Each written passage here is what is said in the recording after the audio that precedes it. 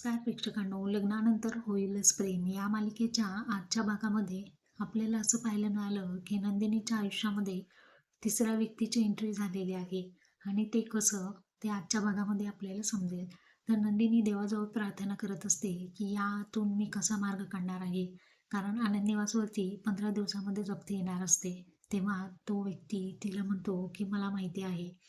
असं म्हटल्यानंतर आता नंदिनी खूप आनंदी होते त्याला पाहून. हा आरव असतो, तिचा बालपणीचा मित्र असतो. तेव्हा तो सांगू लागतो, काय ग नंदिनी, कशी आहेस तू? तू लग्नाला बोलवलं होतं परंतु येऊ शकले नाही.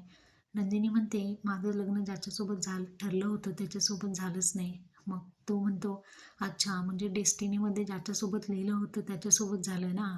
परंतु तू सुखी समाधानी वाटते, जसे की एकदम प्रॉपर मॅरेज गर्ल कशी असते तशी. आता तो तिला 4 गोष्टी समजावून सांगतो आणि म्हणतो यातूनही मार्ग निघेल. आणि त्याच्या पिक्चरचं प्रमोशन करण्यासाठी तो तिथे आलेला असतो. तेव्हा एक तिकीट देतो आणि म्हणतो, हे तुझं गोल्डन तिकीट आहे.